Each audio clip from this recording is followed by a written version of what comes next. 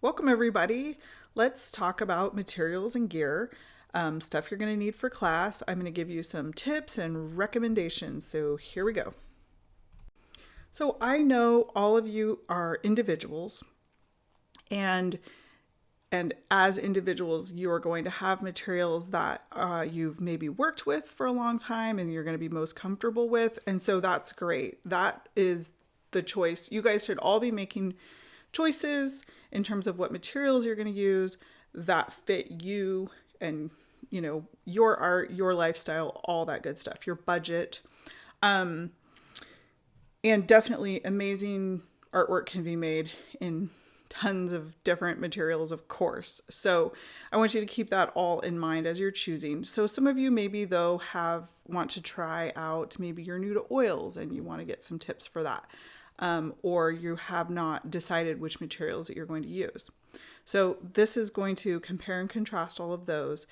For those of you who have already decided what materials you're going to use and you know them very well, please go ahead and go through and watch this anyway, or, kind of scrub through some of it to get to the pertinent information for you. I think there may be some things that you might need to know for this class particularly. So, okay. So that being said, let's get started. Okay, so first I'm going to talk about gouache and watercolor. Now, one of the reasons why I'm starting with gouache and watercolor is because I think this is the most affordable option and has the easiest cleanup. So this might be a good choice if you are like a brand new painter, for instance, or if it's really important to you to have easy cleanup. Okay, so gouache and watercolor can be used together. Now, gouache is like an opaque watercolor. And what's wonderful about them is they can come in high quality artist grade pigments. And I'm going to emphasize high quality pigments for every one of you. It's really frustrating to be using like student grade paint. It can be just add to your challenges enormously. Really cool things can be made out of student grade paint, but as we're like doing some of these color mixing exercises, we're going to want to be going for opacity. We're going to want to be able to have the highest amount of color option available to us. And so definitely the higher grade, the better you're going to get in those areas. Okay, so as I mentioned, gouache and watercolor, very portable, very easy to clean because it cleans up with water, a little bit of soap and water, you're good to go. It can be used on paper, which is definitely more affordable than canvas panels or, the various options, surfaces that oils and acrylics work on. We'll talk about all of those.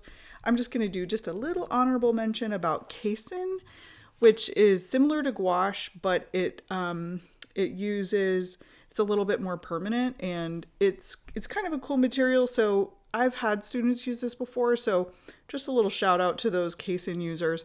If I'm not going to talk much about it, it's not one that I've used too much, so I can't speak from very much experience. Okay, so in terms of which materials, so I started out with this 15 gouache panel box, and I find that really fun and easy to work with. I've also added some gouache in tubes, and I find that those are great. So that's a nice thing about maybe if you want to start out with a panel box, it's an easy way to get started, and then little by little you can add different tubes depending on which kind of colors you find you want to work with. So that's one option. So if you're using gouache, one thing that you're going to need is one of these. I really like is some sort of palette, and I really like this butcher block style kind of ceramic type enameled. It's actually not ceramic, it's enameled tin palette. And you can get those at the art supply store. I've seen some really cool ceramic palettes too. So like some artisan made neat ones. So those can be kind of fun. But what I do not like, and you'll see that in later slides, are those plastic dished out palettes. Those are terrible. I'll tell you why later. At any rate, so this is a nice palette. It's easy to clean up and you have plenty of mixing space and you're not forced to like work around these weird dishes. Keeping things moist is going to be an issue. So like this is like a health and beauty, just little spritzer thing. It's a nice size. So you can, you can take it with you. It's easy to deal with.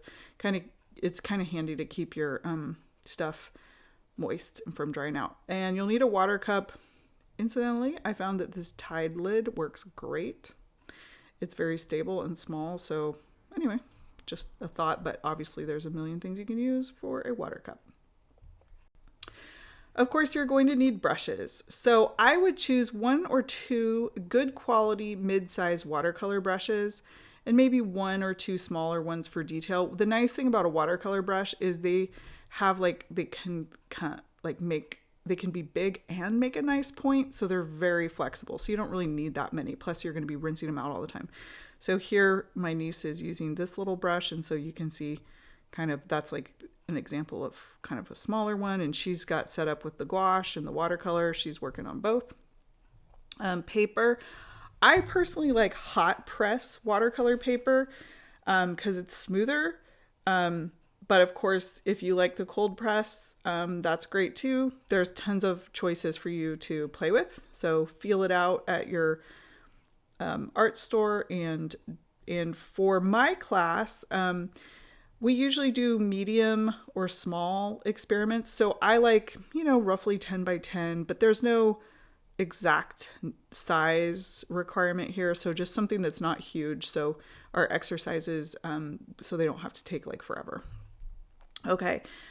Tape, here's artist tape and a small board to tape the paper to. You can get you can pay for an art board. I just had a hardware store cut up some pieces of masonite, and that's what my niece is using right there. Okay, now we're going to talk about acrylic.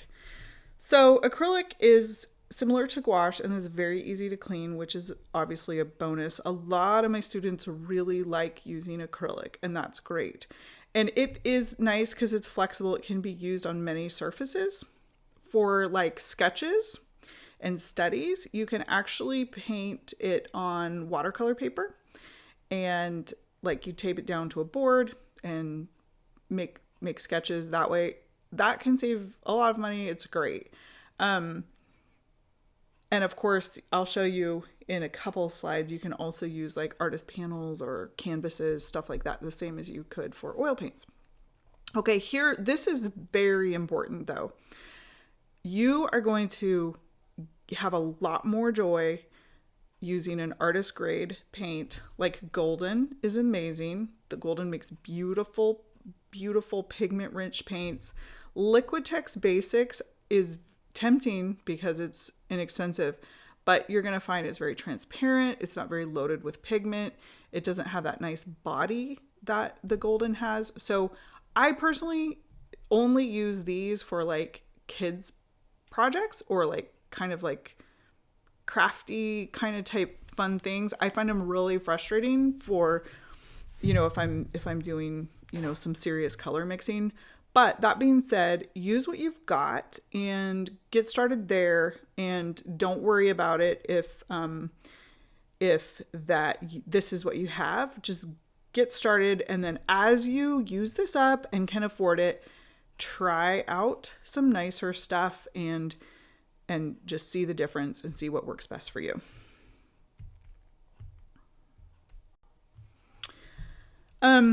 So one of the disadvantages, and once you get used to it, perhaps the advantages of acrylic, is that it dries quickly. So my friend Mindy is a great painter. She paints all the time, and she paints in both acrylic and oil, and she finds, because she has painted mostly in acrylic, that she relies on its quickly drying. And then if she paints in oil, and which doesn't dry during the first sitting, she's at a loss. So you become an expert in what you get used to.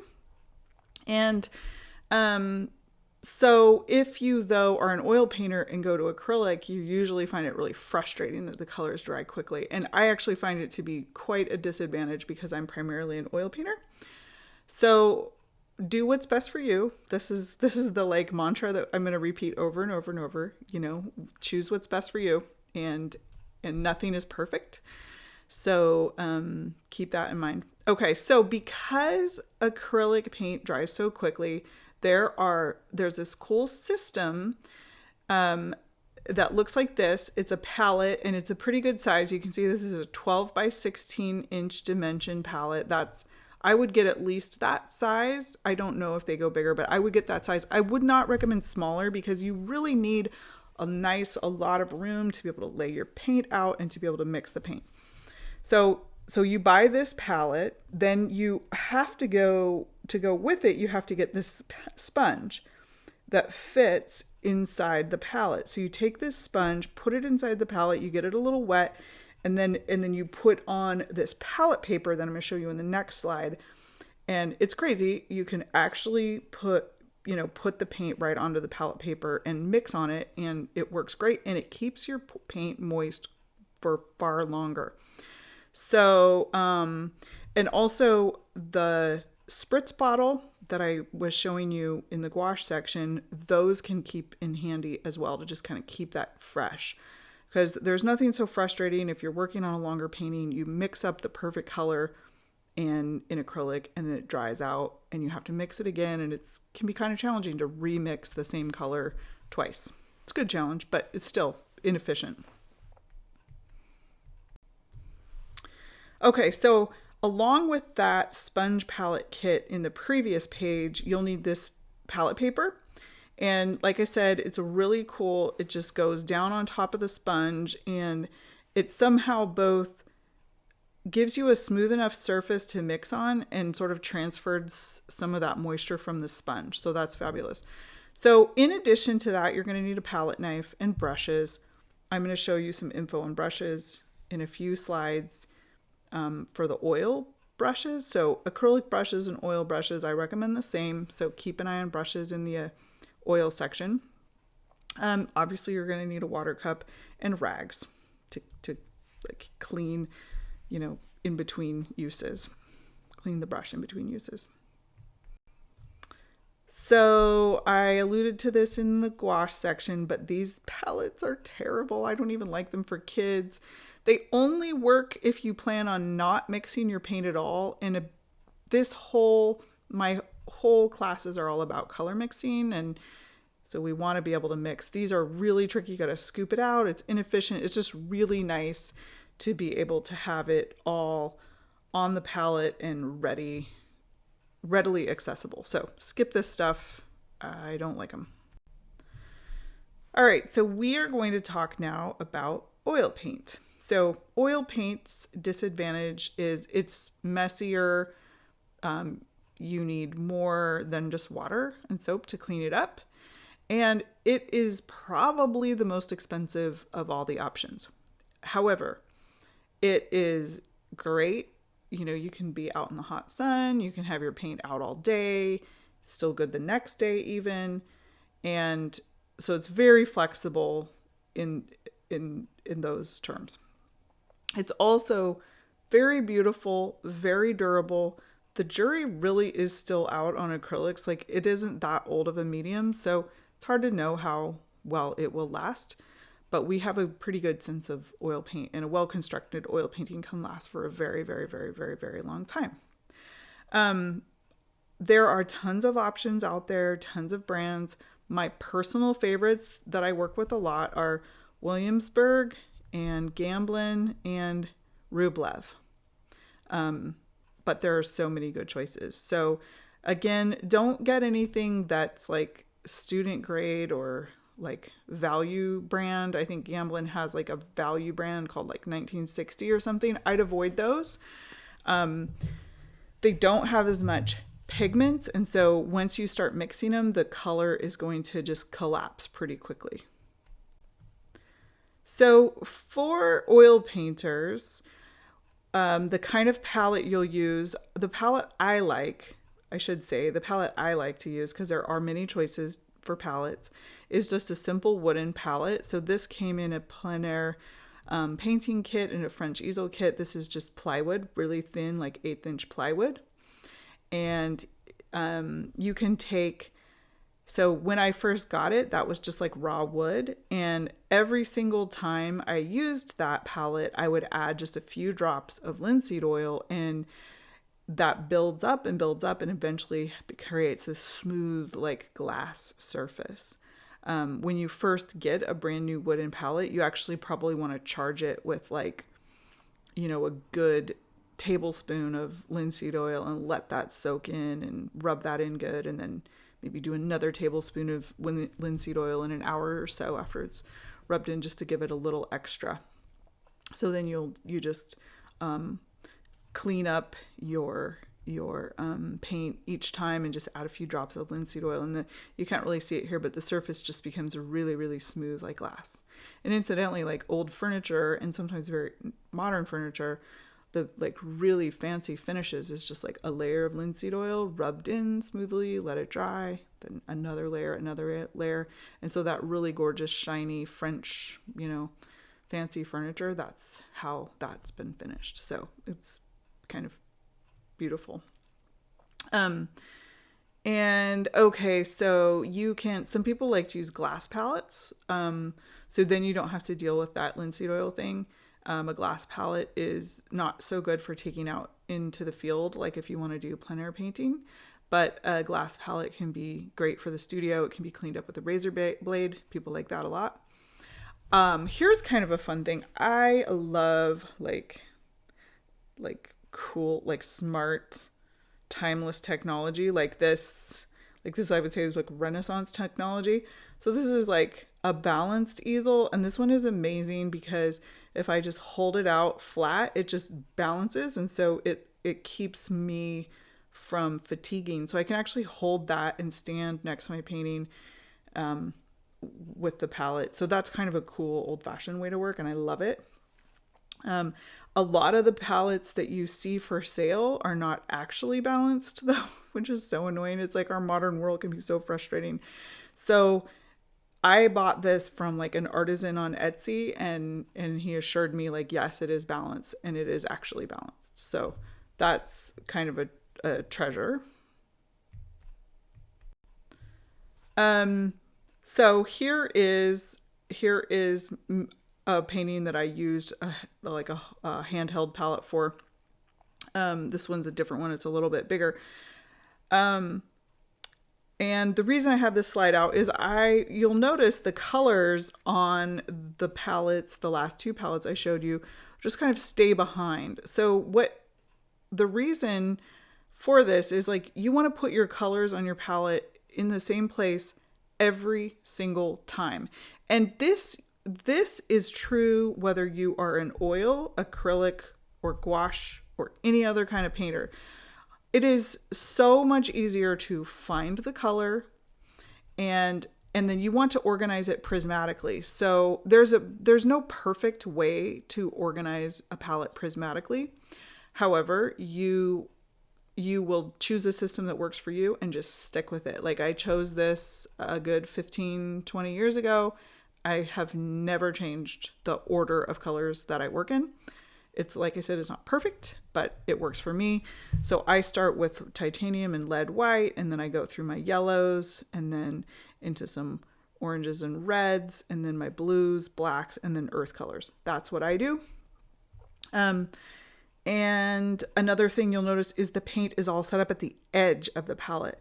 Sometimes we'll see people like splotting out paint just all over the place in the middle. Never do that, because you won't have space to mix. The whole purpose of the palette is to put the paint at the edge and then use the interior for mixing.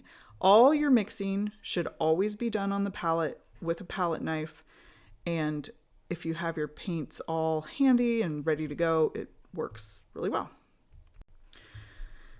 I wanted to show you my friend Lupe Galvan's palette, and because he, like I said, no two artists are going to organize it exactly the same, but you'll see with well-trained artists that there are some similarities. So for instance, Lupe's palette has all of his paint organized at the edge, and it's in a prismatic order. So he goes white, yellow. He even shares what colors he uses on his palette, which is actually pretty cool. So he goes through whites, yellows. He includes the earth yellows with his yellows, and reds, and he's got his blues, and then his greens and blacks. And so that's how he does it. He has beautifully organized palette. So brushes. This goes for oil painters and acrylic painters. So you're going to need an offset palette knife. You see that palette knife right here.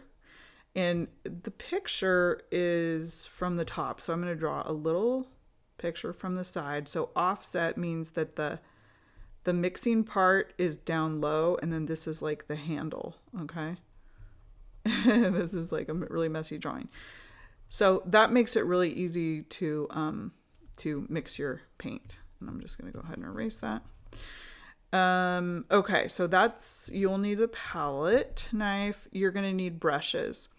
And with oil paints, the more brushes, the better. Well, the acrylic paints, it's kind of, you want a number of them so you don't have to completely clean out your brushes in between uses. But like with acrylic, you are going to be having to keep them wet in water while you're painting with other colors. So you don't have to have quite as many. But for instance, like if you're working on a super light color, it's hard to completely clean that out. And so I would have like some brushes that you use for light colors and some brushes you use for dark colors. But with oil paints, you probably aren't going to be cleaning your oil paint brushes while you're using them. So I would go ahead and just have one paintbrush for almost every color that I'm using, believe it or not. So that can get to be quite a lot. So for one painting, I might be using like all of these brushes for like one, sitting. So at minimum, I like to start out with 4 or 5 sized 4 or 6 filbert or flat long-handled bristle brushes. So these are the long handles. The handles are long for a reason, so you can stand back from your painting, and so you can be able to see the whole painting and your brush. So we're not like microscopic. We're back a little bit, okay? So I'm going to draw a little picture. So the filbert is a brush that's kind of rounded at the tip like that, but what it's like is like a well-loved, well-used, slightly worn flat brush. So this is what the flat brush is like. This is what the filbert is like. It'll probably be like a little bit longer maybe. Whoops. Anyway, something like that. Hopefully that makes some sense. There is a kind of a brush called a bright, which is like a flat brush, which is really short. And I'm not in love with these because they make like a very particular sort of chunky sort of looking mark, which I don't love. But if you love it, then you should definitely use that. So, but my favorite is filbert or flat. I feel like those are the most flexible. And over here, I can show you like here, this is a flat, this is a flat. This one is a filbert. It just sort of curves just slightly. Okay. And then I actually really like to use a bunch of small rounds. Like this is a number 1, and you can do 0, 1, or 2. This is a Skoda brand 1 round. And then this is a Skoda brand filbert size 2. Okay. So I like some of these for detail. Sometimes I actually work kind of like small detail. Again, as you guys know, and I'm going to say over and over again, you figure out what you do and what your art calls for, and you use that. Okay, there's going to be a lot of rules and preferences, and I'm sharing my preferences, but bottom line is you do what works for you. Cleaning your oil paint brushes. So you are going to have to clean your brushes every time you paint right away. Oh, I can't tell you how many times I've been like, oh no, I wake up in the middle of the night, like I forgot to clean my brushes. So it's important to have it to get into. I like to use these brush cleaners. They're portable, they don't leak. They have a little basket inside with holes, and you put so the basket will, like fit in here. And there's these little holes in it, and you'll fill this container with like turpentine.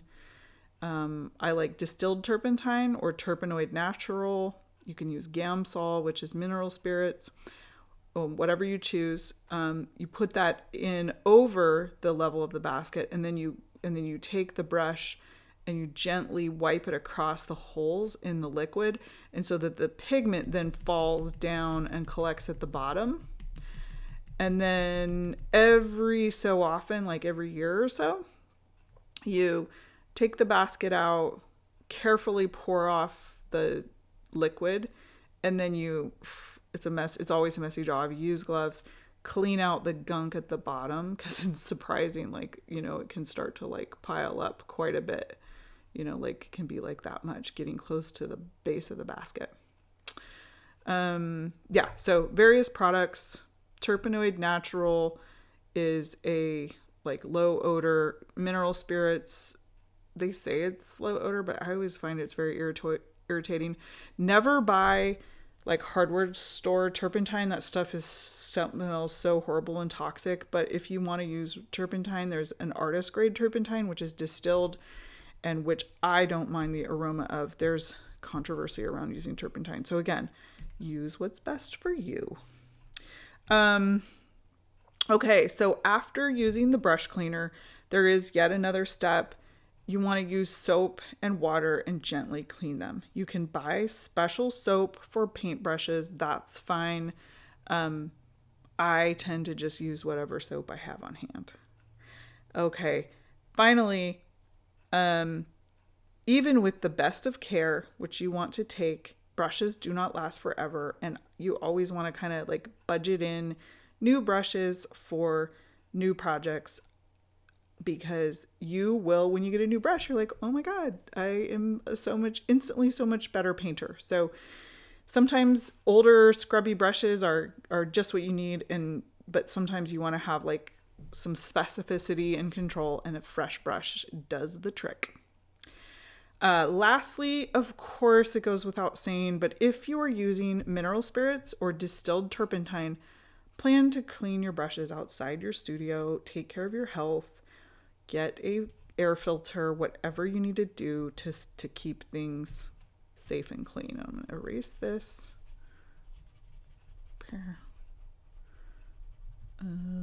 Okay, thanks for your patience.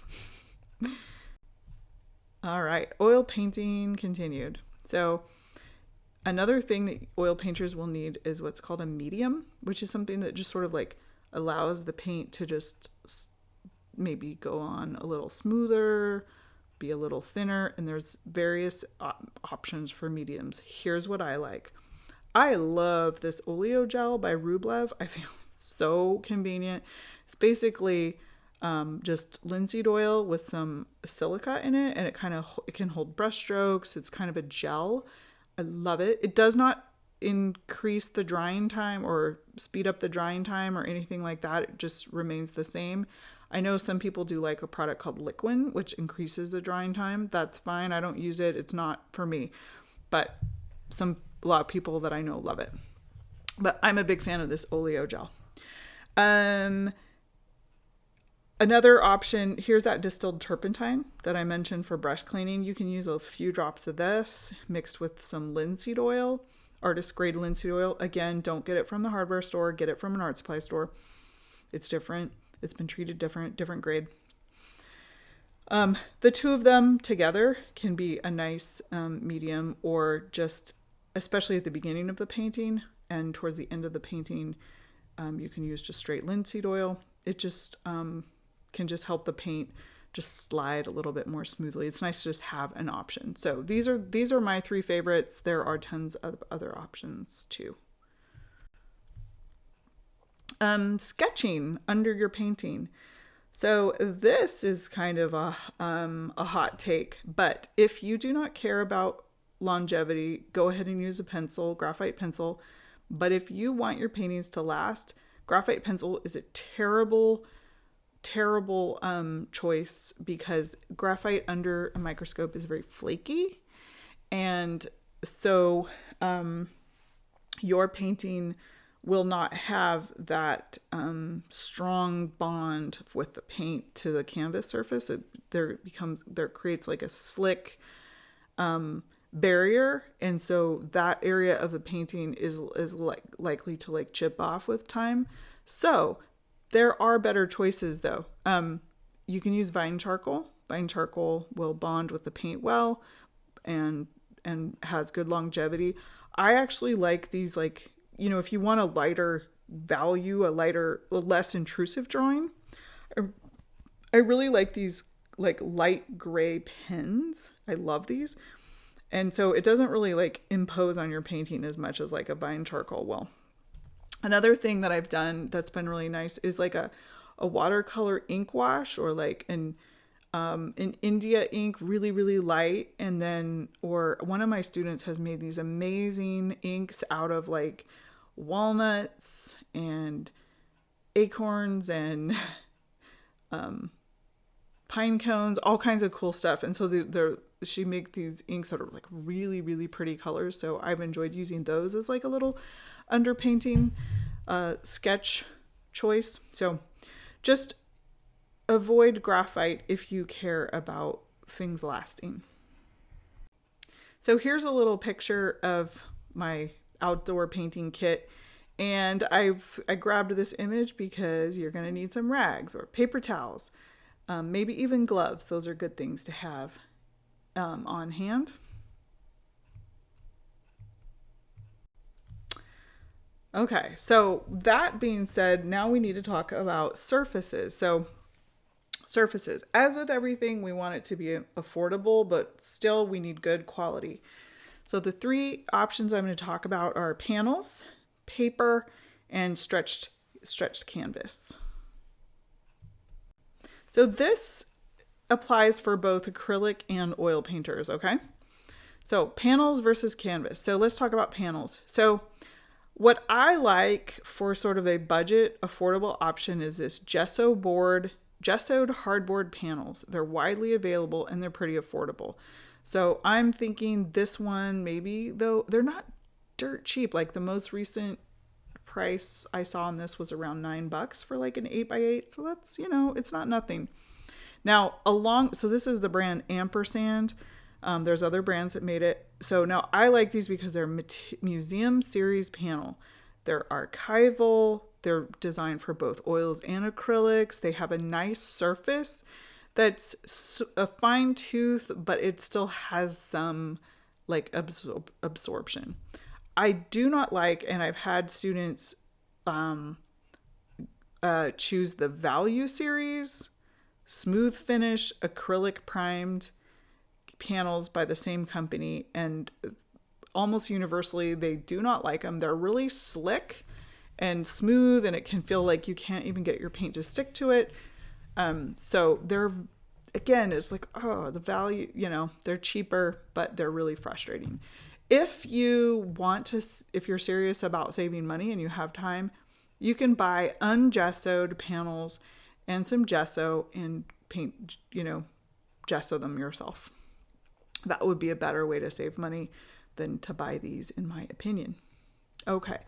If you want to spend money, I really like these Raymar panels. They're linen glued to hardboard, and they have beautiful various different priming options. They've got some absorbent priming. They've got some fine, they have different textures. It's fabulous stuff, good quality, family run company. You can go to their website and just go to town and also spend money. Raymar brand also has these pretty cool panel carriers that you can get in specific sizes, like for 8x10 panels. And so it's like a wet panel carrier. So if you're traveling with your paints, or if you are a landscape painter and you're, going out into the field, they're really convenient for bringing them to and fro with wet paint. Okay, so paper. So we have already talked about paper for acrylic and gouache painters, and so you can use watercolor paper, and you do not need to size the watercolor paper if you are using acrylic or gouache. You can just use it. However, if you are an oil painter, you can work on paper. You just have to use a heavyweight paper like the hot press watercolor paper, but you must add a barrier. Otherwise, the acid in the oil paint will like erode the paper over time. So, a sizing, it's kind of a funny word, but that's what the word is for this particular process is you'll use a sizing, and some common sizings are PVA glue, so it's polyvinyl acetate glue, and then you can go old school and make a rabbit glue if you're interested. You know, you can purchase those things at the art supply store. Maybe someday I'll make a little video about that because I do like rabbit glue.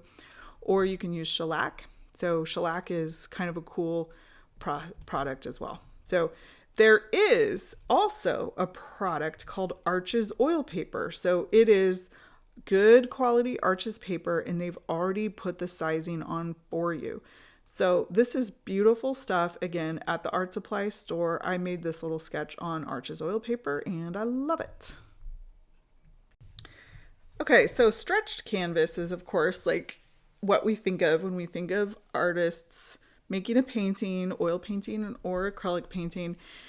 I do want to warn you though. If you go to like Michael's or one of these, you know, kind of cheaper craft oriented stores, they're going to have like a whole bunch of white cotton duck canvases, and it's terrible. Unfortunately, you can get really cheap deals, but it's cheap for a reason. It's droopy. It tears easily.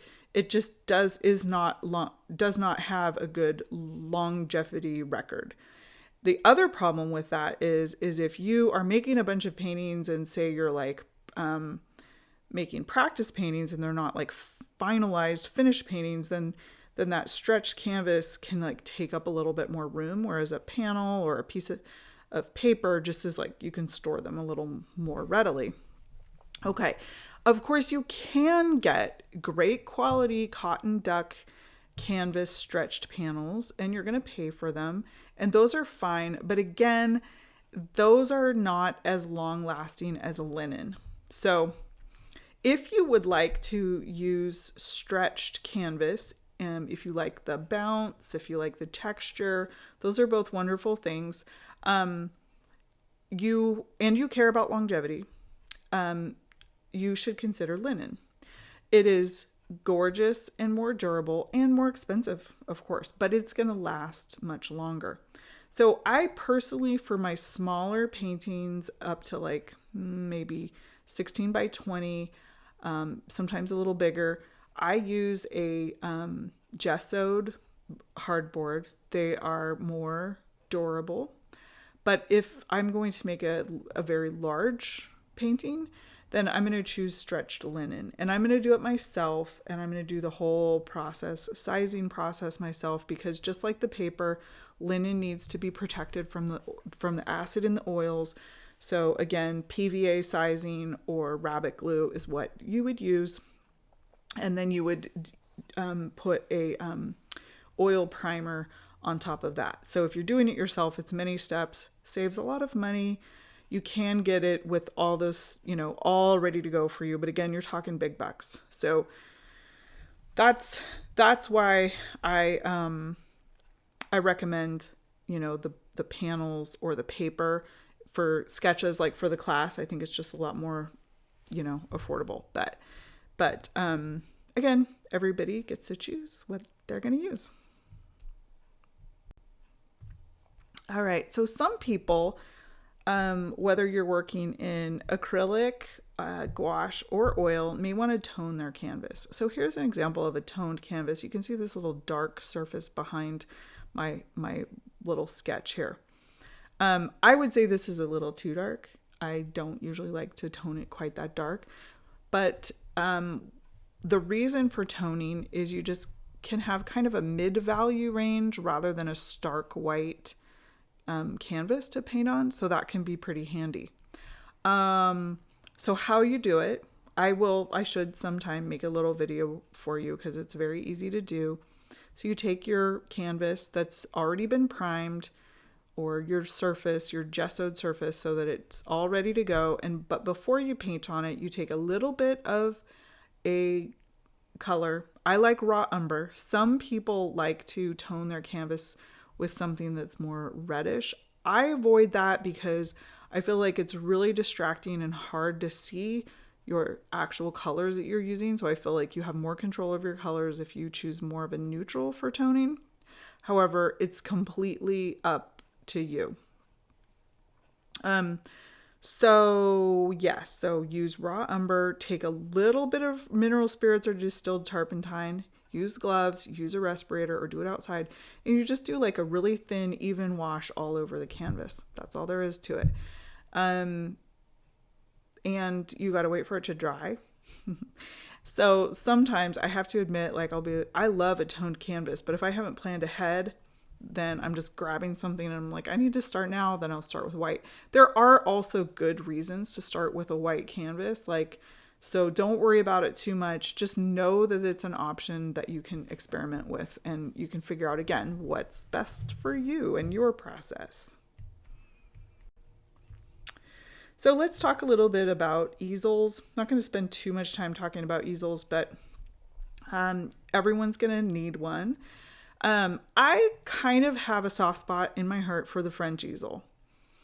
It's a little bit on the heavy side for taking out into the field and doing plein air painting, but it's totally doable. I've made it, you can get these backpack things, and I've hiked for miles with the French easel and been totally happy with it. But I'm pretty strong and I work out a lot, so I don't really mind, carrying stuff like that. It is also a great studio easel. And what's cool about these is I recommend, go to the Goodwill, go to a secondhand store, because there's always people who have bought one and then didn't really use it and are giving them away. So I know of so many people who find them secondhand, and I think that's great. I have had this good quality Julian brand easel. I think Mabeth, Mabef, makes a great one. The thing that tends to break down is if the hardware isn't made of steel or some sort of hard material, the hardware can be a problem. But I've had this for 20 years. Love it. It's great. I still use it pretty frequently. And you can see here's a little drawing board I've got hooked on. Here's, and then on the front you can hold the painting, and then it has a place to store your paint, your brushes, and your wet palette. So it really is pretty awesome. They're a great design. So here I am working in the studio with my French easel. Again, when I was first getting started, this is me, much younger me. That's all I had in my studio until I could afford to buy a bigger studio easel. So they're really flexible. You can work, I'm working small here, but you can work fairly large. You can work, a good size painting on a French easel. So I teach a lot of plein air landscape painting classes as well. So I'm going to show you a couple more options for that. And these also can be used in the studio as well. This simple metal easel, I got this from Jack Richardson Company, and they're really awesome. I actually have a bunch of these I have a physical classroom, and so it becomes my pop-up art gallery. So I have to fold all my easels into a small space as possible. So these are pretty rad, and you can sit with them, you can stand with them, you can paint a pretty large painting, so it can go from here up to here. So they're really great for classrooms. They're really great for if you have limited space and you're going to be folding up, folding down. You want to get the ones that are steel though, because if it's aluminum, for whatever reason, because this world is ridiculous, some of these are made where the screws are aluminum, and then they just fall apart and they don't stay tight and they don't work. And so it's an absolute waste of your time and money. But the steel ones are very durable and cheap. This kit is kind of my current favorite plein air painting kit. It's from the brand Easy L. So it's a tripod and it's a pochade box. You can't see, and I'll show you in the next picture, but you can see there's a place to store and carry wet paintings. I find it really useful. I have traveled with it all over the world, and here I am, you know, at the river painting with my niece. So fun. But it's very, very flexible for, you know, taking small paintings and packing it up and going. So here's my little wet panel, slides in here, and then inside is, you know, I can keep my wet paint, and I attach it to this tripod. And so I can, you know, with some planning, I can just go out and paint with just these 3 items, just a little backpack and these little carrying things. So it's pretty convenient. Here I am painting in the winter in my backyard using that setup. Okay. Whew. I'm sure there's things I forgot to mention. And so message me, you know, if you have any particular questions. And again, do what's best for you, experiment, buy the best quality materials that you can afford, and kind of upgrade as you continue to progress. And we will see you in the next video.